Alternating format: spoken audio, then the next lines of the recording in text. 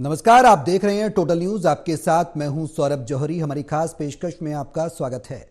लोकसभा चुनाव का बिगुल बजने ही वाला है। सभी राजनीतिक दल अपनी चुनावी गणित बैठाने में जुट गए हैं। फर्स्ट टाइम वोटर्स पर सभी दलों की नजर है। नए मतदाताओं को रिझाने की कोशिश भी की जा रही है। वहीं इस बार हरियाणा के वोटर्स में उत्साह भी देखने को मिला है। हरियाणा में कुल 5.25 लाख नए मतदाता बने हैं, जिनमें से 1,41,000 फर्स्ट टाइम वोट देने वाले मतदाता हैं। पार्टियां नव मतदाताओं को फोकस करके अपनी रणनीतियां बना रही हैं। नए मतदाता तक पहुंचने के लिए अलग अलग कैंपेनिंग भी की जा रही है। किसकी मुहिम पर वोटर्स भरोसा करेंगे, ये सवाल है।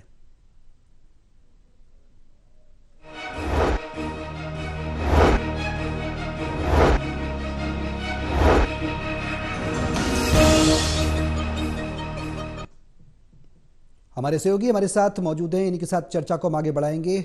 उनका तारुफ मैं आपसे करा दूं। हिसार से associate editor doctor Mahesh Kumar हमारे साथ हैं, पानीपत से एसोसिएट एडिटर देवेंद्र कथुरिया हमारे साथ हैं और वरिष्ठ पत्रकार वीरेंद्र सोनी जी भी हमारे साथ इस चर्चा में रहेंगे। तमाम मुद्दों पर चर्चा करेंगे, लेकिन पहले एक रिपोर्ट आप देखिए। रिपोर्ट के जरिए माजरे को समझिए, फिर करेंगे चर्चा की शुरुआत।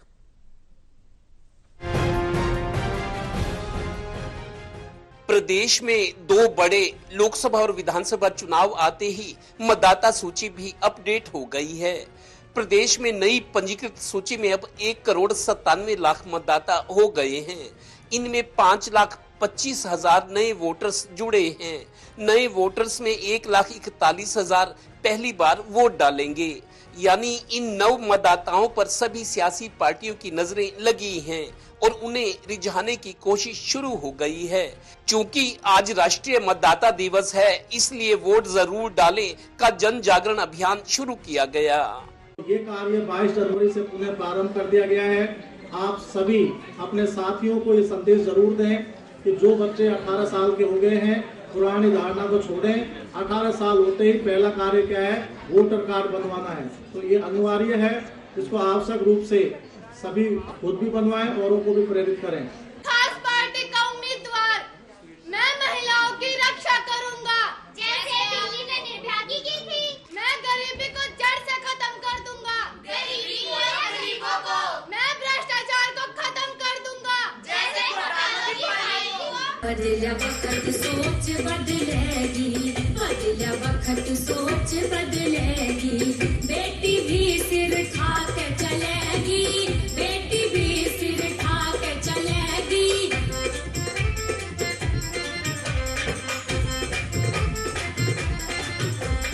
गौरतलब है कि प्रदेश बीजेपी 4 से 11 फरवरी तक गांव-गांव जाकर मतदाताओं से संपर्क करेगी।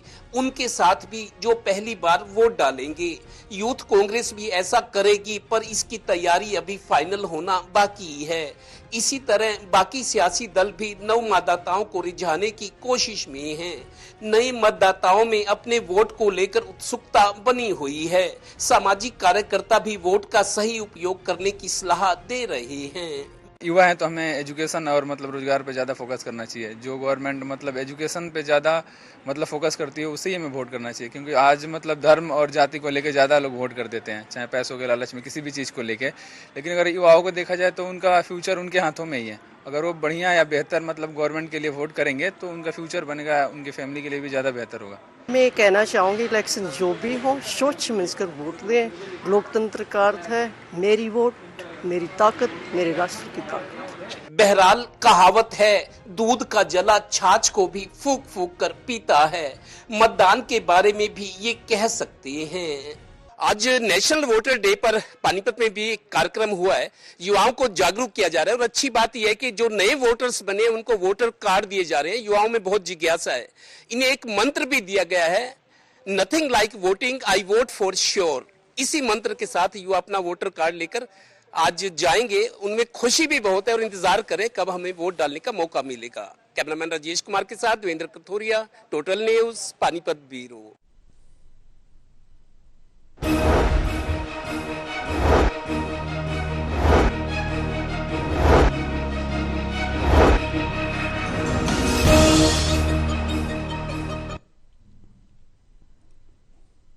जी हां, फर्स्ट टाइम वोटर्स पर सभी पार्टियों की नजर है। बीजेपी इस जुगत में लगी हुई है और अगर बात की जाए कांग्रेस की और तमाम विपक्षी दलों की, आम आदमी पार्टी की, तो वो भी कहीं ना कहीं कुछ ना कुछ रास्ते बनाकर इस मुहिम को आगे बढ़ाते रहेंगे।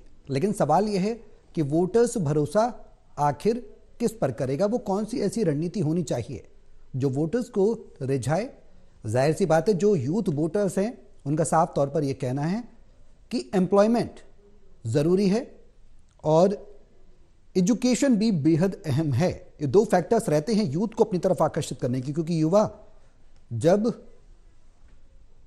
आगे बढ़ेगा तो जाहिर सी बात है अपने ब्राइट फ्यूचर को लेकर आगे बढ़ेगा। आज देवेंद्र, पानीपत में एक कार्यक्रम हुआ आज राष्ट्रीय मतदाता दिवस के मौके पर, क्या कुछ खास रहा? कितना उत्साह देखने को मिला? पहला सवाल मेरा आपसे यही है। देखिए सौरभ, 25 जनवरी को पूरे देश में मतदाता जागरूकता दिवस मनाया जाता है और जो नए वोटर्स बनते हैं उनके वोटर्स कार्ड दिए जाते हैं। पानीपत में भी आज ऐसा हुआ। एक युवा को हमने बोलते हुए सुना, वो कहते जी एजुकेशन और रोजगार ये बड़े मुद्दे हैं। अगर आप युवाओं की बात करते हो, फर्स्ट टाइम वोटर्स की बात करते हो, तो आपको युवाओं के जो उनकी अच्छी शुरुआत हो, उनकी अच्छी शिक्षा हो, उनको रोजगार मिले, समाज में इज्जत के साथ जी सके। देखिए, रोजगार के साथ आदमी की उसका विवाह होता है, उसका परिवार जुड़ता है और एक परिवार उज्जवल हो, ये सारी चीजों की सरकार को ध्यान रखना चाहिए। और इस युवा ने खास तौर पे ये बात की कि ज्यादातर अभी तक ये होता रहा कि जात और धर्म के नाम पर वोट दिया जाता है। ऐसा ना किया जाए, लोग सही पार्टी का, सही उम्मीदवार का चुनाव करें और ऐसी पार्टी का चुनाव करें जिसकी नीतियां सही हो, एजुकेशन को आगे बढ़ाया जा सके, रोजगार को, स्वास्थ्य को, सुरक्षा को, महिलाओं की सुरक्षा को। तो जरूरी मुद्दों पर ध्यान केंद्रित करके ही अपना वोट दिए और अच्छे लोगों का चुनाव हो, ये हर वोटर सुनिश्चित करे। बिल्कुल ठीक है। देवेंद्र, जो बता रहे हैं महेश कि वोटर्स में उत्साह है, खासकर एजुकेशन और एम्प्लॉयमेंट। जाहिर सी बात है, जो यूथ वोटर्स होंगे वो चाहेंगे कि एजुकेशन जब कंप्लीट होती है तो उनका अगला कदम होता है कि उनको रोजगार मिले, और रोजगार जो पार्टी देगी, जो पार्टी युवाओं की बात सुनेगी, उनको आधार देगी, उन्हीं के साथ वो चलेंगे। अब राजनीतिक दल रस्साकशी में जुटे हुए हैं, वो एक अलग बात है, लेकिन हिसार में किस तरीके की तस्वीर देखने को मिली? बिल्कुल, देखिए सौरभ, देवेंद्र मैं आपके पास आऊंगा। शिक्षा की मैं ये कहता हूं, देखिए मैं सिर्फ हिसार का जिक्र यहाँ पर नहीं करना चाहूंगा, पूरे हरियाणा प्रदेश का कम से कम हम जिक्र कर लेते हैं। 90 विधानसभा क्षेत्र हरियाणा के और 90 विधानसभा क्षेत्र में हर एक विधानसभा क्षेत्र में 2 खास कार्यक्रम आज नए वोटर्स को लुभाने के लिए रखे गए थे। इन दोनों कार्यक्रमों के अंदर करीब करीब जो संख्या तय की गई थी 1000 से 2000, यानी दोनों कार्यक्रमों में एक विधानसभा क्षेत्र में 2 से 4000 जो नए वोटर्स हैं वो शामिल किए गए थे। प्रधानमंत्री नरेंद्र मोदी ने वीडियो कॉन्फ्रेंसिंग के जरिए इन्हें संबोधित किया है। तो आप ये मानिए कि एक देश में बहुत बड़ा राजनीतिक आयोजन ये किया गया है। भले ही वोटर्स को जागरूक करने का मकसद यहां पर सामने रखा गया हो, लेकिन जो असल मकसद है भारतीय जनता पार्टी उसे पूरा करने में बेहद कामयाब यहां पर नजर आ रही है। दरअसल 2047 में भारत विकसित राष्ट्र होगा, बनाएगा कौन? भारतीय जनता पार्टी।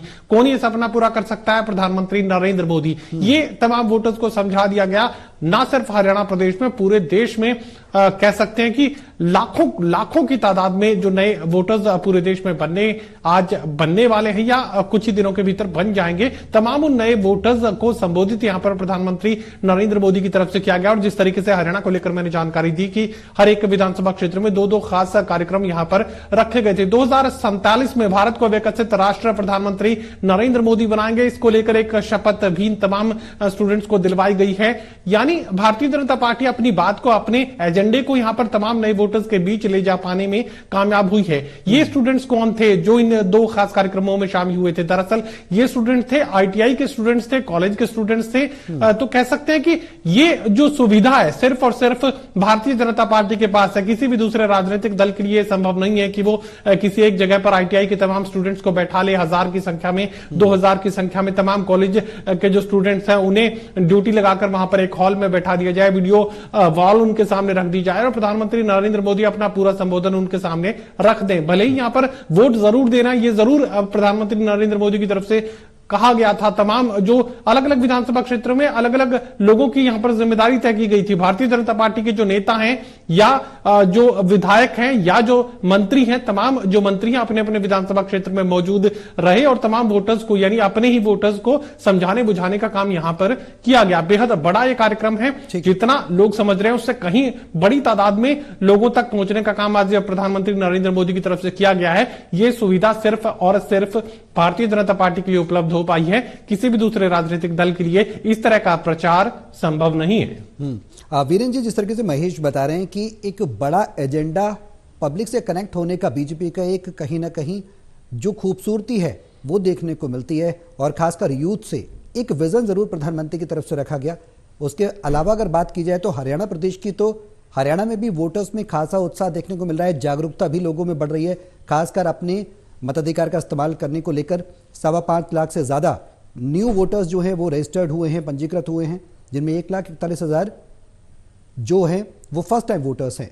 तो कहीं ना कहीं प्रदेश में अपने मत के अधिकार का इस्तेमाल करने के लिए जागरूकता बढ़ी है। देखिए, भारतीय जनता पार्टी ऐसा कोई अवसर छोड़ती नहीं है। देखिए, नए मतदाताओं से संपर्क करने का ये माध्यम था, तो भारतीय जनता पार्टी के नेताओं की ड्यूटियां लगाई गई थी, विभिन्न कॉलेजों में कार्यक्रम था। सिर्फ इसी क्यों, अगर पहले अभी विवेकानंद जी की जयंती थी तो वहां युवा सम्मेलन किए गए, मुख्यमंत्री जी ने कुरुक्षेत्र में जो है युवा सम्मेलन को संबोधित किया, या कोई भी महापुरुषों की जयंती आती है तो भारतीय जनता पार्टी उसका आयोजन करती है, वहां के उस लोगों के संपर्क करती है जो उस बिरादरी से जुड़े हुए लोग होते हैं। तो इस तरह भारतीय जनता पार्टी अपने ढंग से काम कर रही है। देखिए, भारतीय जनता पार्टी में अब नमो ऐप जो अपने कार्यकर्ताओं के लिए संदेश दिया है, उसने कहा है कि जो जितने भी कार्यकर्ता हैं वो अपनी गतिविधियों को नमो ऐप पे डालें, चाहे वो सांसद हैं, विधायक हैं, पार्षद हैं, चाहे पूर्व मेयर हैं, तो जनप्रतिनिधियों को भी कहा गया है कि हम आपकी गतिविधियों का जो निरीक्षण करेंगे वो हम फेसबुक से, व्हाट्सएप से या ट्विटर से, एक्स हैंडल से नहीं करेंगे, हम नमो ऐप से करेंगे। तो भारतीय जनता पार्टी की अपनी एक कार्य रचना है, तो उसके अनुसार भारतीय जनता पार्टी लाभार्थियों से संपर्क कर रही है, अलग अलग ढंग से संपर्क कर रही है, तो एक उसका भारतीय जनता पार्टी को लाभ मिलेगा। देखिए, पन्ना प्रमुख भी बनाए हुए हैं भारतीय जनता पार्टी ने, लेकिन उसमें हो सकता है कुछ फर्जी भी हो, लेकिन उसमें से अगर 100 में से 30%, 35% भी अगर सही हो तो भारतीय जनता पार्टी को अपना संवाद, जो अपने बात अपने माध्यम कहने का अवसर मिलता है, और यह बात भारतीय जनता पार्टी के पक्ष में जाती है। अब हम दूसरे दलों की चर्चा करें तो दूसरे दलों में ऐसा कोई है ही नहीं, उनके तो अपने कार्यालय नहीं है। कांग्रेस के कई स्थानों पर कार्यालय नहीं खुले हैं, भारतीय जनता पार्टी के लोकसभा स्तर के कार्यालय इन्होंने काम करना शुरू कर दिया है। पार्टी के कार्यालय तो अलग से हैं, लोकसभा चुनाव की दृष्टि से सब जगह जो है हर लोकसभा क्षेत्र में कार्यालय खोल दिए गए हैं, और वहां उनकी सोशल मीडिया की टीम है, IT की टीम है, और चुनाव प्रबंधन की सभी ड्यूटियां लगा दी गई हैं। प्रदेश स्तर पर सभी की ड्यूटियां लगा दी गई हैं, कौन कार्यकर्ता किस दायित्व को निभाएगा। लेकिन कांग्रेस में या दूसरे दलों में अभी ऐसी कोई व्यवस्था ही नहीं है, अभी कोई चुनाव की तैयारी नहीं है, अभी वो करने नहीं सोए हैं, उनको इस बात की जानकारी नहीं है। तो क्या भाई चुनाव आने वाले हैं, तो उस दृष्टि से क्या क्या तैयारी होनी चाहिए।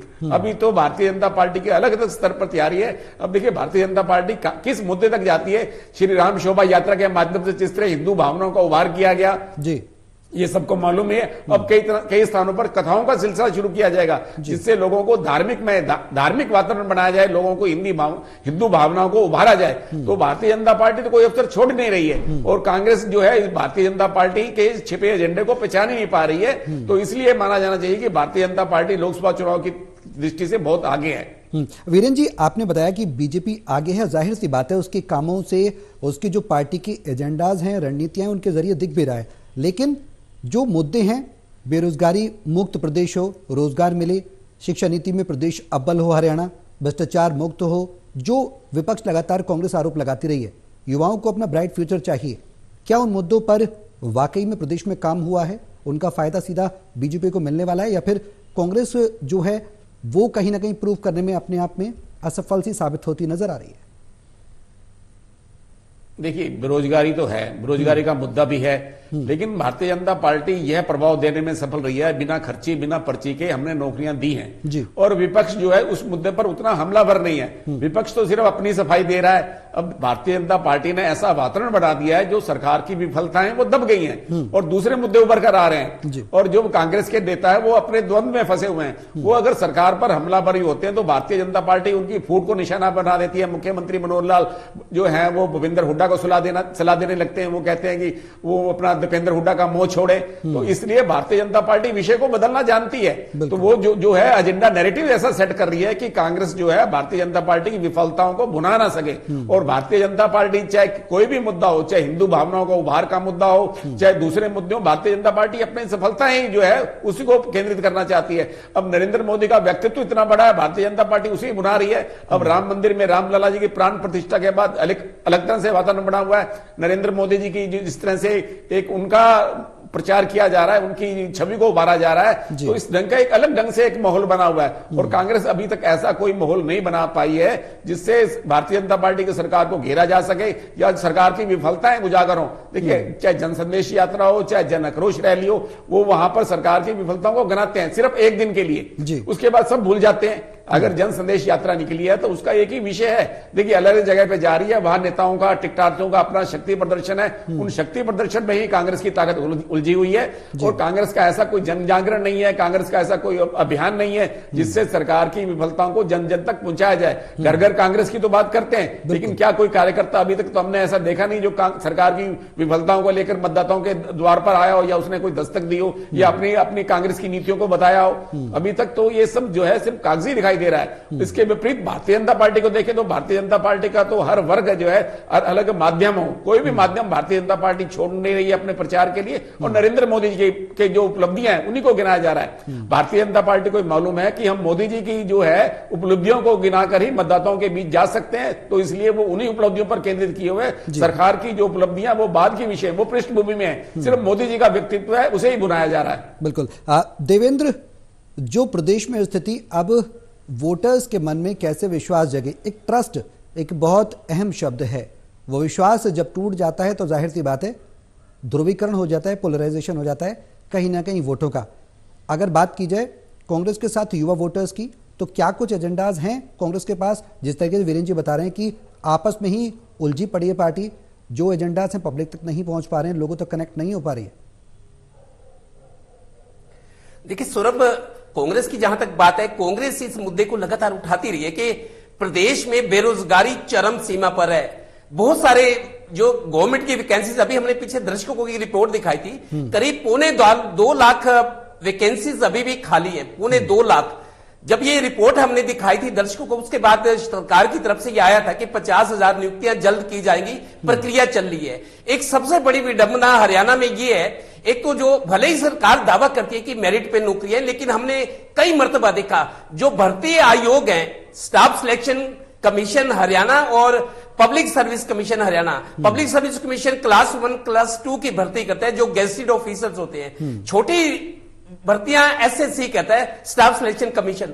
बहुत सारी पहले तो वैकेंसियां टाइम पे निकाली नहीं जाती, प्रोसेसिंग में बहुत टाइम होता है। जब नियुक्तियां लिस्टें आती हैं वो कोर्ट में चली, अभी भी बहुत सारी नियुक्तियां जो है कोर्ट में चल रही हैं। कोर्ट में क्योंकि लोग आरोप लगाते हैं कि ये फेयर नहीं हुआ, मेरिट लिस्ट के हिसाब से नहीं है, बहुत सारी नियुक्तियां अभी भी कोर्ट में चैलेंज है, अभी केसेस चल रहे हैं। जो लॉ डिपार्टमेंट है हरियाणा गवर्नमेंट का या एडवोकेट जनरल है, वो इतने उलझे हुए हैं कि जो वैकेंसीज कोर्ट में चैलेंज होगी बहुत समय होता है। अभी जब मीडिया में रिपोर्ट आई कि बहुत सारी बेरोजगारी बढ़ गई है, लोगों में आक्रोश है, युवाओं में, और भर्तियां जो मेरिट पर होने की बात होती है उसमें भी देरी तो होती है, लेकिन कोर्ट में चैलेंज होती है।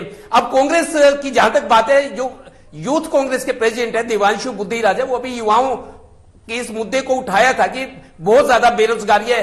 अभी कल कांग्रेस की जो यहां यात्रा हुई थी, संदेश यात्रा, उसमें कुमारी शैलजा ये बोल रही थी कि ये जीटी रोड बेल्ट है, सबसे ज्यादा समृद्ध बेल्ट है ये, दिल्ली चंडीगढ़ के बीच का एरिया, विकसित हरियाणा के 7 जिले हैं।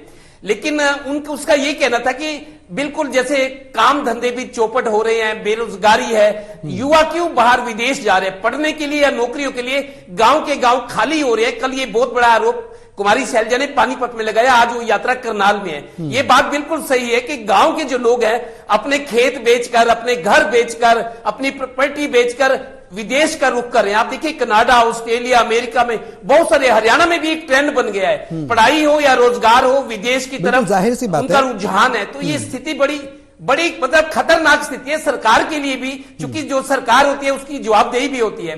तो जो भर्तियां उतने ही रोजगार नहीं। अब देखिए बीजेपी जेजेपी गठबंधन ने 75% स्थानीय युवाओं को रोजगार देने का कानून बनाया था, लेकिन वो लोगों को काम चाहिए वो कोर्ट में चैलेंज हो गया, वो भी अटक गया। तो बहुत सारी स्थितियां इस तरह की बनी हुई है जिससे युवाओं में आक्रोश है। बिल्कुल, युवाओं में आक्रोश है और इस आक्रोश का जो द्वंद्व है वो कहां तक जाएगा ये सवाल है। महेश, जो आक्रोश है क्या बीजेपी उसे भुना पाएगी? कांग्रेस का क्या रहेगा इसमें स्टैंड? और अगर विपक्षी और पार्टियों की बात करें, आम आदमी पार्टी के कुछ नेता छोड़ रहे हैं, टूट रही है पार्टी, कितनी विपक्ष की भूमिका हरियाणा प्रदेश में अहम नजर आ रही है और अब यूथ के पास क्या विकल्प बचेगा आने वाले समय में?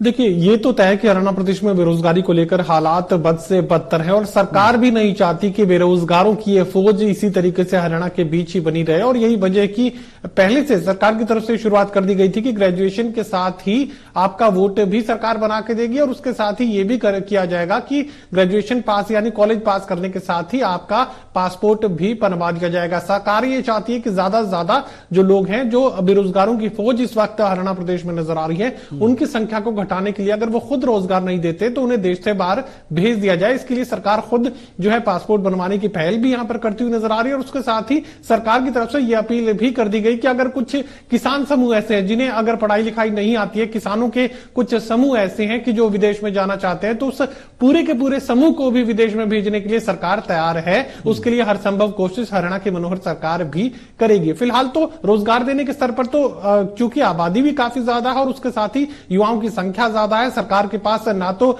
सरकारी नौकरियों की भारी भरकम जो वेतन है वो दे पाने के लिए खजाने में किसी तरह की जो संभावना है वो नजर आ रही है। और यही वजह की बड़ी से बड़ी नौकरी को भी अब पोर्टल के जरिए, हरियाणा कौशल रोजगार पोर्टल के जरिए उसमें डालकर जो सैलरी 1 लाख या 1.25 लाख तक हुआ करती थी, उसी सैलरी को अब 25 से 30 हजार रुपए में मैन पावर जुटाने की कोशिश सरकार की तरफ से की जा रही है। यानी जिसे भी या तो नौकरी मिलेगी नहीं और मिलेगी तो सिर्फ और सिर्फ कच्ची नौकरी हरियाणा कौशल रोजगार पोर्टल के जरिए देने की कोशिश फिलहाल सरकार की तरफ से की जा रही है। अब कांग्रेस पार्टी इस मुद्दे को कितना भुना पाएगी और रीच की यहां पर सबसे बड़ी समस्या है। दरअसल कांग्रेस पार्टी के नेता पहले तो आपस में बटे हैं, उसके बाद किस तरीके से टारगेट ऑडियंस तक पहुंचना है, किस तरीके से टारगेट वोटर तक पहुंच पाना है, ये कांग्रेस पार्टी के रणनीतिकार फिलहाल तक भी नहीं समझ पाए हैं। अलग अलग जगहों पर यात्राएं वो कर रहे हैं, एक समूह ऐसा है कि रैलियों का आयोजन अलग अलग इलाकों में कर रहा है, लेकिन टारगेट वोटर तक वो कैसे पहुंच पाएंगे? नए युवा वोटर्स तक पहुंचने के लिए कांग्रेस पार्टी के पास क्या कुछ रणनीति है,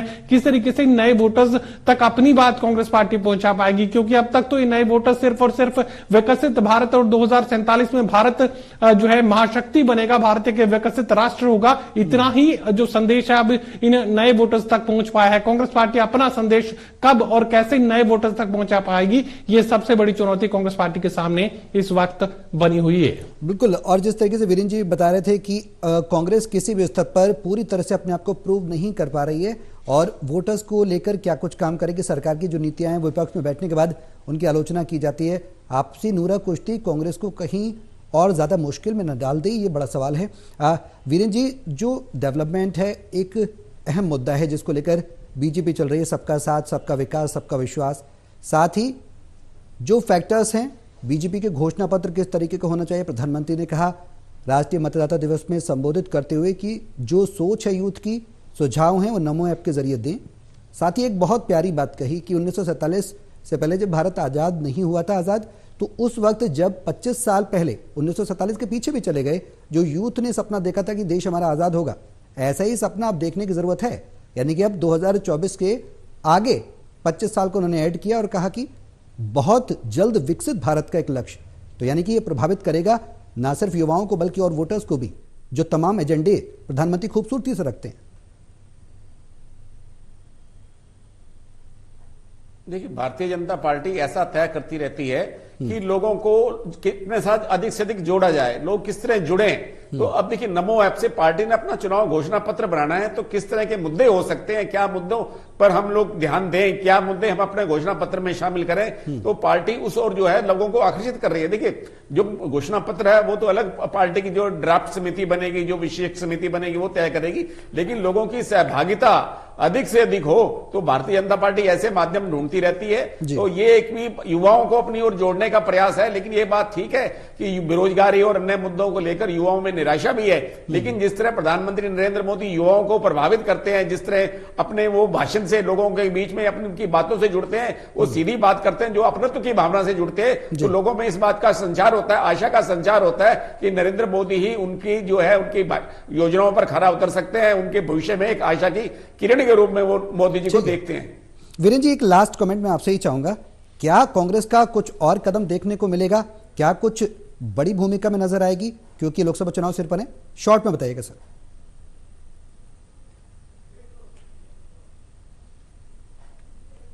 चलिए, बहुत शुक्रिया आप सभी का हमारे साथ इस चर्चा में शामिल होने के लिए। मतदाताओं को रिझाने की लगातार तमाम राजनीतिक दल कोशिश कर रहे हैं। बीजेपी लगातार एक के बाद एक जो एजेंडे हैं वो पब्लिक के सामने रख रही है।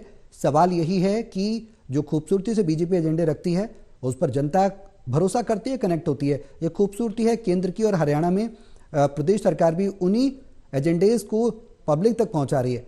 कांग्रेस आपसी जो सर फुट ओवर है उसमें लगी हुई है, अभी तक कोई भी तैयारी नहीं है। वहीं आम आदमी पार्टी का तो कुछ और छोर अभी प्रदेश में नजर नहीं आता। अब कौन सी पार्टी कितना रिझा पाएगी, युवा कितना भरोसा आने वाले लोकसभा और फिर विधानसभा चुनाव में किस पार्टी पर करेंगे, देखना होगा।